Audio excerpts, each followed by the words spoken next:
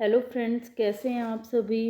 Welcome to my YouTube channel study Hindi. I hope आप सभी सही होंगे और आप लोगों की तैयारी भी बहुत अच्छी चल रही होगी एग्ज़ाम की।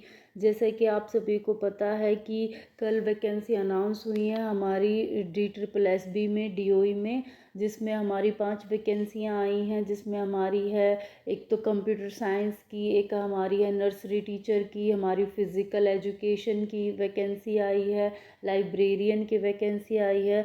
तो लग रहा है कि जल्दी हमारी हिंदी की भी वैकेंसी अनाउंस होने वाली हैं। तो आप लोग अपनी तैयारी ऐसे ही करते रहिए और जितना हो सके उतने क्वेश्चंस की प्रैक्टिस कीजिए। मैं आप लोगों को बार बार यही बात कहती हूँ कि आप लोग जितना क्वेश्चन की प्रैक्टिस करेंगे उतना ही आपका स्कोर बेहतर होगा, उतना ही स्कोर आपका बेटर होगा। आप जब क्वेश्चन की प्रैक्टिस करेंगे तो आप खुद भी अपनी तैयारी में इम्प्रूवमेंट देखेंगे कि आपकी तैयारी पहले कहाँ थी और क्वेश्चंस की प्रैक्टिस करके आपने कितना अचीव कर लिया है। आपका कंटेंट भी बहुत अच्छे से रिवाइज भी हो जाता है जब आप प्रीवियस ईयर क्वेश्चंस उठाते हैं। और प्रीवियस ईयर क्वेश्चंस जो होते हैं, क्वेश्चन पेपर जो होते हैं, वो बहुत ज़्यादा हेल्पफुल होते हैं कंपटीशन टेस्ट की तैयारी में। अगर आप किसी कंपटीशन टेस्ट की तैयारी कर रहे हैं तो आप उसके प्रीवियस ईयर क्वेश्चंस को ज़रूर कीजिए, वो बहुत ज़रूरी हैं। जैसे कि आपको पता है कल हमने अपना एक टॉपिक फिनिश किया था जिसमें हमने लेखन परंपरा के बारे में पढ़ा था और साहित्य की 4 पद्धतियों के बारे में पढ़ा था। उसकी 2 पार्ट्स बने थे। पहले आप जाके प्लीज़ प्लेलिस्ट में जाके, अगर किसी ने नहीं देखे हैं तो उन वीडियोस को वॉच कीजिए। स्टार्टिंग से सिलेबस कराया जा रहा है TGT PGT के लिए। अगर आप DSSB की तैयारी कर रहे हैं या आप HTET की कर रहे हैं या CTET की कर रहे हैं, आप KVS की तैयारी कर रहे हैं, NVS की तैयारी कर रहे हैं, सभी का मोस्टली सिलेबस सेम होता है, किसी में कम किसी में ज़्यादा, लेकिन सिलेबस यही होता है, टॉपिक्स यही होते हैं। तो आप लोग मेरे साथ जुड़िए और अपनी तैयारी को और भी अच्छा कीजिए। जिसने ये वीडियोस नहीं देखी हैं पहले की, वो पहले जाके उन वीडियोस को भी वॉच कीजिए, वो आपको बहुत हेल्पफुल लगेंगे क्योंकि उन टॉपिक से क्वेश्चन बहुत पूछे जाते हैं। मैं आपको एक एक टॉपिक बहुत डिटेल में और बहुत अच्छे से करा रही हूँ और मेरा ये कंटेंट आपके लिए बहुत ज़्यादा यूज़फुल होने वाला है आपके एग्ज़ाम की तैयारी में। तो वीडियो स्टार्ट करते हैं। उससे पहले आप मेरी वीडियो को लाइक कीजिए और मेरी वीडियो को शेयर कीजिए। जो भी आपके मित्र, आपके साथी DSSB की या KVS NVS की तैयारी कर रहे हो, उनके साथ आप मेरी वीडियो शेयर कीजिए ताकि वो भी अपनी तैयारी को और अच्छा कर सकें।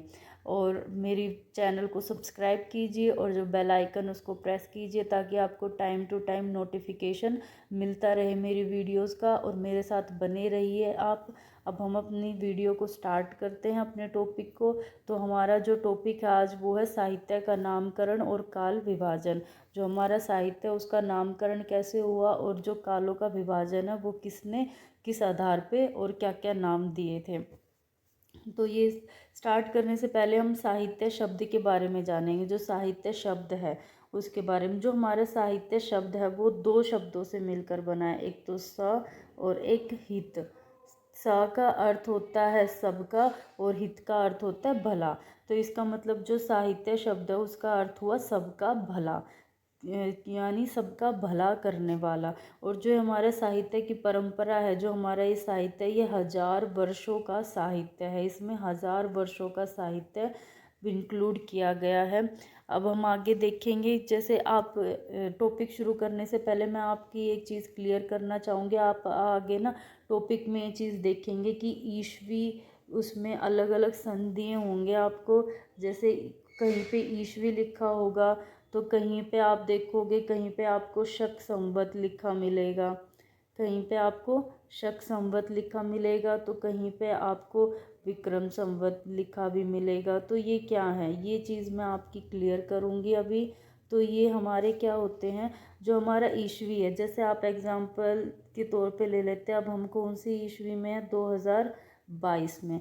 अगर आप 2022 में से 78 को माइनस कर देंगे तो आप चले जाएंगे शक संवत में, यानी 1944। यानी जब आप 2022 में से आप ये 78 माइनस करेंगे तो 1944 होता है।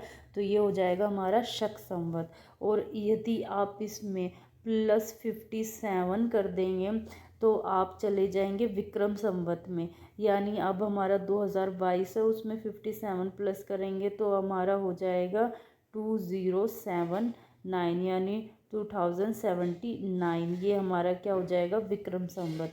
आगे जो सन दिए होंगे वो कोई विक्रम संवत में होगा, कोई शक संवत में होगा, कोई ईस्वी में होगा। तो आपको ये चीज़ क्लियर होगी तो आप वहाँ पे कंफ्यूज बिल्कुल भी नहीं होगे। आप अपने आप भी शक संवत को ईस्वी में भी कन्वर्ट कर सकते हो, ईस्वी को शक संवत में कन्वर्ट कर सकते हो। ऐसे ही आप विक्रम संवत को ईस्वी में कन्वर्ट कर सकते हो और ईस्वी को विक्रम संवत में कन्वर्ट कर सकते हो। चाहे तो आप इसका स्क्रीनशॉट ले लीजिए और अपने नोट्स में इसको राइट डाउन कर लीजिए, ताकि आपको आगे जब हम पूरा का पूरा हिंदी का इतिहास सारे काल पढ़ेंगे, आदिकाल, रीतिकाल, भक्ति काल, हमारा आधुनिक काल, जब भी आपको कोई कन्फ्यूज़न ना हो तो आप इसका स्क्रीनशॉट ले लीजिए। आई होप आप लोगों ने अब तक स्क्रीनशॉट ले लिया होगा। अब हम अपने टॉपिक को आगे स्टार्ट करते हैं। तो हमारा जो टॉपिक है साहित्य का नामकरण और विभाजन। सबसे पहले हम इसमें देखते हैं कि जो हमारा आदिकाल था, आदिकाल को किस किस जो हमारे साहित्यकार थे उन्होंने किस किस नाम से पुकारा था। ये जो हमारे जितने भी साहित्यकार हैं ये मैंने बहुत सारे के सारे इम्पोर्टेंट ही लिए हैं और इन सब का आपको लर्न करना मस्ट है, क्योंकि इनमें से क्वेश्चन आ जाते हैं। आप लोगों ने प्रीवियस ईयर में देखा भी होगा, जैसे आपका क्वेश्चन आ जाए फॉर एग्जांपल कि गियरसन ने आदिकाल को किस नाम से पुकारा है, आपको 4 ऑप्शन दिए जाएंगे तो वहाँ आपको पता होना चाहिए कि गियरसन ने आदिकाल को चारण काल के नाम से पुकारा है। ये सभी आपको लर्न करने हैं। ये इनको लर्न करना कोई मुश्किल काम नहीं। अगर आप 2 से 3 बार ध्यान दे के इनको रिवाइज करेंगे तो ये आपको बहुत आसानी से लर्न हो जाएंगे। और अब मैं आप लोगों के लिए एक बार रीड कर देती हूँ, एक बार आप मेरे साथ कर लीजिए, उसके बाद जब वीडियो कंप्लीट हो जाए। और फ्रेंड्स मैं आपको एक बात ज़रूर कहूँगी, आप साथ के साथ नोट्स बनाइए, अपने शॉर्ट नोट्स आप लोगों के पास होने चाहिए, ताकि जब भी आपका एग्ज़ाम आए तो आप अपने शॉर्ट नोट्स उठा के और उनको रिवाइज़ कर लीजिए। क्योंकि एग्ज़ाम आता है जब, अगर आप वीडियो देखने चलोगे तो आपका उसमें बहुत ज़्यादा टाइम वेस्ट होगा। तो इसलिए मैं आपको यही राय दूंगी कि आप अपने शॉर्ट्स नोट बनाइए, ताकि आपका जब एग्ज़ाम आए तब आप उसमें फटाफट रिवीजन अपनी कर सके। तो साथ के साथ आप अपने नोट्स बनाते चलिए। मैं आपके साथ एक बार रिवाइज कर देती हूँ, फिर इसकी वीडियो के बाद आप लोग भी अपने जो नोट्स हैं उनको एक बार रीड कीजिएगा। आप 2-3 बार रीड करोगे आपको ये बहुत अच्छे से लर्न हो जाएंगे। तो हम स्टार्ट करते हैं। सबसे पहले हम इसमें देखते हैं हमारे गियरसन ने चारण काल के नाम से पुकारा आदिकाल को। फिर आते हैं हमारे मिश्र बंधु, उन्होंने कहा है आरंभिक काल। साथ में आपको सन भी दिए गए हैं, ये इम्पोर्टेंट सन दिए हैं, तो इनको भी आप कर लीजिएगा। जैसे ये देखिए, मिश्र बंधु के आरंभिक काल ईस्वी के हिसाब से इनका 700 और विक्रम संवत के हिसाब से इनका 643। उसके बाद देखते हैं आचार्य रामचंद्र शुक्ल, इन्होंने वीरगाथा काल कहा है। हजारी प्रसाद द्विवेदी जी ने आदिकाल नाम दिया है। राम कुमार वर्मा जी ने संधि चारण काल कहा है। जो हमारे गियरसन जी हैं उन्होंने तो चारण काल कहा है, और जो हमारे राम कुमार वर्मा जी हैं उन्होंने संधि चारण काल कहा है। उसके बाद आते हैं हमारे राहुल सांकृत्यायन, जिन्होंने सिद्ध सामंत काल कहा। फिर आते हैं हमारे महावीर प्रसाद द्विवेदी जी, जिन्होंने बीज बप्पन काल नाम दिया है। फिर आते हैं हमारे विश्वनाथ प्रसाद, जिन्होंने वीरकाल नाम दिया है। और यहाँ पर ही देखिए श्याम सुंदर दास जी है, उन्होंने वीरकाल अपभ्रंश नाम दिया है। फिर आते हैं हमारे पृथ्वीनाथ कमल कुलश्रेष्ठ, इनका उपनाम है, जिन्होंने अंधकार काल नाम दिया है। आप लोग इस पे ध्यान दीजिए। देखिए ये क्वेश्चन आ सकता है कि जो हमारा आदिकाल उसको अंधकार काल किसने कहा, तो पृथ्वीनाथ कमल कुलश्रेष्ठ जी ने। नेक्स्ट है हमारे गणपति चंद्र जी, जिन्होंने शून्य काल या आरंभिक काल और उत्कर्ष काल कहा है। फिर आते हैं हमारे हरीश चंद्र वर्मा, जिन्होंने संक्रमण काल कहा है। फिर आते हैं रमा शंकर शुक्ल, जिन्होंने जयपाल नाम दिया। उसके बाद आते हैं हमारे मोहन अवस्थी जी, जिन्होंने आधार काल नाम दिया है। फिर आते हैं हमारे चंद्रधर शर्मा गुलेरी जी, जिन्होंने पुरानी हिंदी काल नाम दिया। फिर आते हैं हमारे डॉक्टर हरीश देव, जिन्होंने उत्तर अपभ्रंश काल कहा है। फिर आते हैं हमारे बच्चन सिंह जी, जिन्होंने अपभ्रंश काल कहा है जातीय साहित्य का उदय। उन्होंने जो हमारा ये जो आदिकाल है इसको क्या कहा है, जातीय साहित्य का उदय कहा है। उसके बाद आते हैं हमारे राम खिलावन पांडे, जिन्होंने संक्रमण काल का है। देखिए संक्रमण काल दो हमारे साहित्यकार, उन्होंने दो ने संक्रमण काल नाम दिया। एक तो हमारे इसमें राम खिलावन पांडे जी हैं और एक हैं हमारे हरीशचंद्र वर्मा जी। तो आप ऑप्शन के हिसाब से उसमें देख लीजिए, दोनों में से एक ऑप्शन आपको मिल जाएगा। अब हम नेक्स्ट अपना देखते हैं, ये आपको लर्न करने हैं। मैं बार बार कह रही हूँ, अगर आप 2-3 बार इनको ध्यान से रिवाइज करोगे आपको लर्न हो जाएंगे। अब नेक्स्ट है हमारे हिंदी साहित्य का काल विभाजन। अब हम एक एक साहित्यकार का अलग अलग पढ़ेंगे कि कौन से साहित्यकार ने किस किस नाम से कालों को विभाजित किया है। तो इसमें सबसे पहले हम देखेंगे कि जो हमारे गारसा दत्तासी, जब पिछली वीडियो में आपने देखा होगा जब हमने लेखन परंपरा आरंभ की तो उसमें सबसे पहले नाम हमारे गारसा दत्तासी जी का आता है। लेकिन ये जो गारसा दत्तासी जी हैं और जो शिव सिंह सेंगर है, उन्होंने काल विभाजन नहीं किया था। ये मैं आपको पिछली वीडियोस में बता चुकी हूँ। सबसे पहले काल विभाजन करने का श्रेय किसको जाता है? सबसे पहले काल विभाजन का श्रेय हमारे गियरसन जी को जाता है। तो हमारे गारसा दत्तासी और शिव सिंह सेंगर जी ने कोई काल विभाजन नहीं किया था। अब देखिए जो गियरसन जी हैं उनका जो काल विभाजन है, उन्होंने क्या 12 उस अध्याय थे। उन्होंने 12 अध्याय में जो हमारा पूरा का पूरा जो हिंदी का साहित्य है उन्होंने उसे 12 अध्यायों में विभाजित किया था। और ये 12 अध्याय कौन कौन से हैं, ये यहाँ पे जो आपका ये है ना विविध एक सेकेंड फ्रेंड्स, ये जो आप यहाँ देख रहे हैं हमारा जो ये है विविध, अभी आते हैं 1 मिनट, हाँ जी, ये जो हमारा यहाँ पे है विविध अज्ञात कवि, यहाँ तक है हमारे ये 12 अध्याय। ये 12 अध्याय, इन 12 अध्यायों में उन्होंने कालों जो हमारा हिंदी साहित्य है उसको विभाजित किया। तो इसमें सबसे पहले आता है हमारा चारण काल, फिर आता है 15वीं शताब्दी का धार्मिक पुनर्जागरण काल, फिर जयसी जी का प्रेम ग्रंथ, फिर ब्रज का कृष्ण समुदाय, फिर मुगल दरबार, फिर आते हैं तुलसीदास, फिर रीतिकाल, फिर तुलसी के परवर्ती कवि, फिर 18वीं शताब्दी, फिर कंपनी के शासन में हिंदुस्तान, विक्टोरिया के शासन में हिंदुस्तान, और लास्ट हमारा विविध अज्ञात कवि। तो ये उन्होंने 12 अध्याय दिए थे हमारे हिंदी साहित्य, जो उनको इन 12 अध्यायों में उन्होंने विभाजित किया है। अब देखिए आगे इनके बारे में, काल विभाजन का निश्चित आधार नहीं था। इनकी जो इन्होंने काल विभाजन किया था इसको नहीं अपनाया गया, क्योंकि इसमें बहुत सी कमियां पाई गई हैं, जो ये कमियां आगे दी हुई हैं। सबसे पहले तो इसमें काल विभाजन का कोई निश्चित आधार नहीं था, और काल विभाजन में समय सीमा का उल्लेख नहीं किया गया इन्होंने। आप देखेंगे इन्होंने सिर्फ जैसे चारण काल में हमारा जो इन्होंने है सिर्फ चारण काल और रीतिकाल में ही सिर्फ समय दिया, और किसी में भी आप इन्होंने समय नहीं दिया है। तो ये भी इनका बहुत बड़ा दोष रहा था, जिसके कारण से इनका जो काल विभाजन है वो अपनाया नहीं गया था। काल विभाजन में अज्ञात कवियों का उल्लेख जो था वो भ्रामक माना था बहुत से विद्वानों ने, और काल विभाजन का नवीन दृष्टिकोण सुझाया। उसके बाद हम देखते हैं नेक्स्ट हमारे आते हैं मिश्र बंधु विनोद जी। मिश्र बंधु विनोद जी का काल विभाजन है। इन्होंने जो हमारा काल था उसको किस आधार पे डिवाइड किया था, उन्होंने सबसे पहले दिया था यहाँ पे आरंभिक काल, फिर उन्होंने दिया माध्यमिक काल, फिर उन्होंने कहा अलंकृत काल, फिर उन्होंने कहा परिवर्तन काल, और फिर उन्होंने कहा वर्तमान काल। और उन्होंने सबके साथ सन दिए हुए हैं। आरंभिक काल में पूर्व आरंभिक काल और उत्तर आरंभिक काल, माध्यमिक काल में पूर्व माध्यमिक काल और प्रौढ़ माध्यमिक काल, अलंकृत काल में पूर्व अलंकृत काल और उत्तर अलंकृत काल, और फिर हमारा है परिवर्तन काल। यह केवल 35 वर्षों के लिए ही था, और उसके बाद है वर्तमान काल जो हमारा अब तक चल रहा है। इन्होंने प्रत्येक जो काल था उसका समय सीमा में बांधा था, और 12 भागों को, जो गियरसन जी के यहाँ पे ये मिस्टेक है, यहाँ वीवरसन नहीं यहाँ गियरसन आएगा। गियरसन के जो 12 भाग थे यानी 12 अध्याय थे, उन्होंने इसको 5 भागों में या 5 अध्यायों में ही समेट दिया था। तो नेक्स्ट देखते हैं हमारे इसमें जो कमियां थी कि इनके जो काल विभाजन है उसमें क्या कमी रही। तो इसमें ये कमी रही थी कि आदिकाल का जो हमारा आदिकाल है यहाँ पे ये एक 4 एक्स्ट्रा हो गया, ये है सॉरी एक 7 एक्स्ट्रा हो गया, यहाँ पे 744 आएगा, इसको आप ठीक कर लीजिए।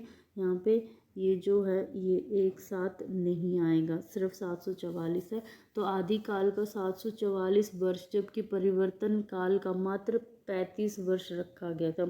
इन्होंने जो काल विभाजन था वो इनका इसलिए ये कमी थी कि जो आप देखते हैं इन्होंने जो सन दिए हैं, आप इनमें देखिए जो सन दिए हैं, इन्होंने आरंभिक काल को तो पूरे 744 सालों का रखा, लेकिन जो परिवर्तन काल है उसको सिर्फ 35 वर्ष ही रखे थे। तो ये इनकी कमी मानी गई थी और हिंदी को पीछे ले जाकर अपभ्रंश काल को समाविष्ट कर लिया था। जो हमारी हिंदी है वो तो आधुनिक काल में आई थी, लेकिन ये हिंदी को भी पीछे लेके गए और अपभ्रंश काल में ही हिंदी को, जो हिंदी में ही अपभ्रंश काल को भी समाविष्ट कर लिया था। जो विशेष तथ्य हैं इनके बारे में वो हैं, आचार्य रामचंद्र शुक्ल ने मिश्र बंधु विनोद को बड़ा भारी कवि वृत्त संग्रह प्रकांड कवि वृत्त संग्रह कहा है। जो इनकी मिश्र बंधु विनोद जो इनकी रचना है, और मिश्र बंधुओं को परिश्रमी संकलनकर्ता कहकर पुकारा है। किसने पुकारा है? शुक्ल जी ने। जो हमारे मिश्र बंधु जी हैं उनको क्या कहकर पुकारा है? परिश्रमी संकलनकर्ता। तो ये बहुत ही इम्पोर्टेंट है, ये क्वेश्चन आ जाता है, आप ज़रा ध्यान से इसको कीजिएगा। नेक्स्ट हमारे आचार्य रामचंद्र शुक्ल जी का काल विभाजन। जो हमारे आचार्य रामचंद्र शुक्ल जी हैं उन्होंने किस किस नाम से कालों का विभाजन किया? तो उन्होंने वीर गाथा काल नाम दिया, फिर उन्होंने पूर्व मध्य काल या भक्ति काल, उत्तर मध्य काल या रीति काल, और गद्य काल या आधुनिक काल, जो कि आज तक है। सन आप लोगों को साथ में दिए हुए हैं यहाँ, इन चारों के ये सन बहुत इम्पोर्टेंट है, इनमें से क्वेश्चन बहुत आता है, ये मोस्ट इम्पोर्टेंट है। आचार्य रामचंद्र शुक्ल जी का विभाजन काल, सन में से भी क्वेश्चन पूछे जाते हैं और इन्होंने जो नामकरण दिया उसमें से भी क्वेश्चन पूछे जाते हैं। जो हमारे आचार्य रामचंद्र शुक्ल जी जो थे उनके जो विभाजन किया है तो उसमें क्या गुण रहे थे? सर्वाधिक सरलीकृत व मानक विभाजन है। ये मैं आपको पहले बता चुकी हूँ कि जो आचार्य रामचंद्र शुक्ल जी का विभाजन है उसी को अपनाया गया, तो ये बहुत ही सरलीकृत और मानक विभाजन है। 900 वर्षों के इतिहास को 4 खंडों में विभाजित किया। इन्होंने क्या किया? जो 900 वर्षों का इतिहास था उसको केवल 4 खंडों में विभाजित कर दिया था। इसमें गुण के साथ साथ कुछ दोष भी थे। दोष क्या थे?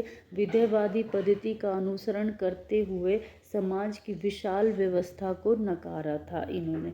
जब इन्होंने विध्यवादी पद्धति जो विध्यवादी पद्धति का प्रयोग किया था तो समाज की जो विशाल व्यवस्था थी उसको इन्होंने नकार दिया था।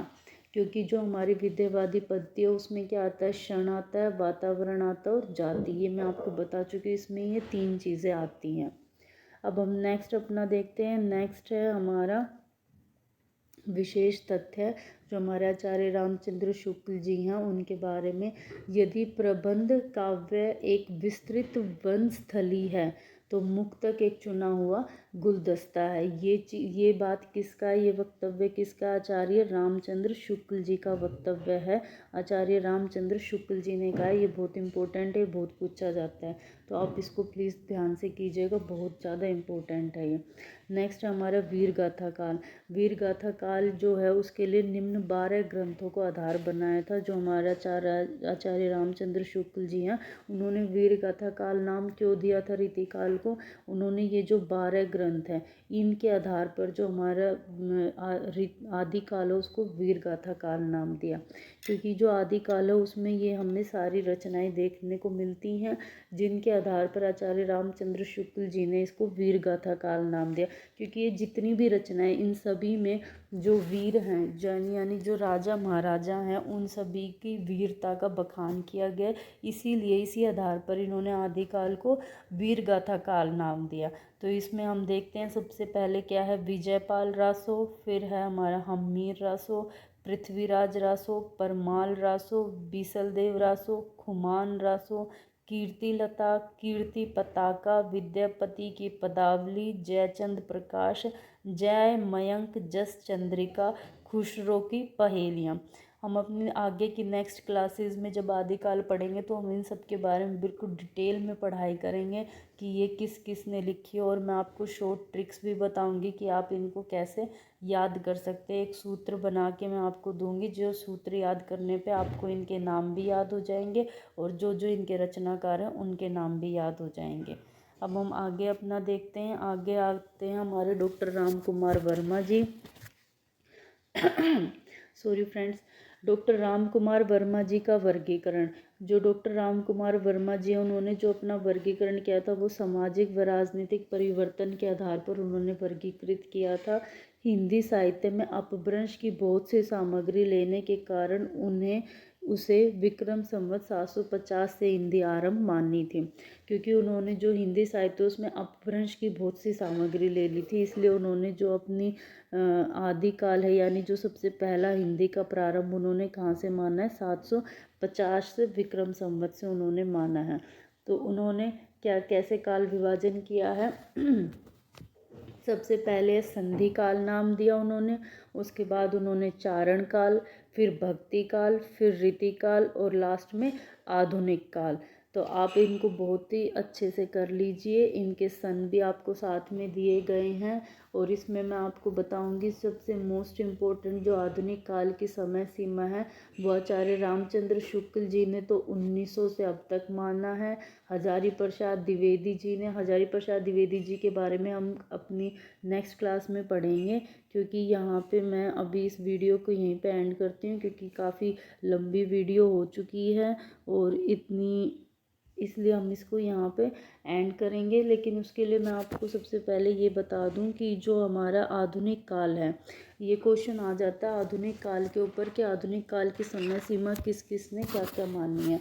तो जो हमारे सबसे पहले हम देखेंगे रामचंद्र शुक्ल जी जो हैं, हमारे रामचंद्र शुक्ल जी, उन्होंने माना है हमारा 1900 से और अब तक।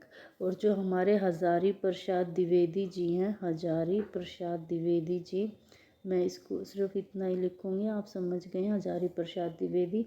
तो उन्होंने माना है इसको 1850 से अब तक। और उसके बाद एक और हमारे इम्पोर्टेंट आते हैं जो पूछ लिया जाता है क्वेश्चन, जो हमारे गणपति जी हैं, गणपति चंद्र गुप्त। गणपति चंद्र गुप्त जी ने जो है वो माना है, इन्होंने 1857 से और 1965 तक इन्होंने ये माना हमारा आधुनिक काल का समय। ये इन तीनों का बहुत इम्पोर्टेंट है, ये क्वेश्चन बहुत पूछे जाते हैं इन तीनों के लिए। तो आप इसको प्लीज़ अच्छे से राइट डाउन कीजिए, स्क्रीनशॉट ले लीजिए या लिख लीजिए। जो आधुनिक काल है उसकी समय सीमा इन तीनों की बहुत ज़्यादा पूछी जाती है और इन तीनों ने क्या क्या समय सीमा दी। ये 1900 से अब तक है और ये 1850 से अब तक है, और गणपति चंद्र जी की 1857 से 1965 तक है। तो फ्रेंड अब हम अपनी वीडियो को यहीं पे एंड करते हैं क्योंकि वीडियो बहुत लंबा हो चुका है। अब हम कल फिर मिलेंगे अपनी नेक्स्ट वीडियो के साथ, जिसमें हमारे जितने भी साहित्यकार और रह गए जिन्होंने कालों का विभाजन किया है उनके बारे में भी जानेंगे, उनके बारे में पढ़ेंगे। और मैं आपको बार बार यही कहूँगी कि आप नोट्स साथ में बनाते रहिए और क्वेश्चंस की प्रैक्टिस करते रहिए। जितनी आप लोग क्वेश्चन की प्रैक्टिस करोगे उतना ही आपका स्कोर बेटर होगा और आपकी तैयारी और भी बेहतर होगी। तो इसके लिए सबसे पहले तो मैं आपको ये कहूँगी कि आप मेरी वीडियो को लाइक कीजिए, मेरे चैनल को सब्सक्राइब कीजिए, बेल आइकन को प्रेस कीजिए ताकि आपको नोटिफिकेशन मिलता रहे, और अपने फ्रेंड्स के साथ मेरी वीडियो को शेयर कीजिए। और आपको मेरी वीडियो कैसे लगी प्लीज़ कमेंट करके ज़रूर बताइए। अगर आपको किसी टॉपिक में कोई डाउट है तो आप कमेंट कीजिए, मैं आपका वो डाउट बिल्कुल क्लियर करूँगी। और आप ऐसे ही मेरे साथ बने रहिए और अपनी तैयारी को और बेहतर करते रहिए। तब तक कि thank you so much for watching my video. अब हम कल मिलते हैं, जब तक के लिए धन्यवाद।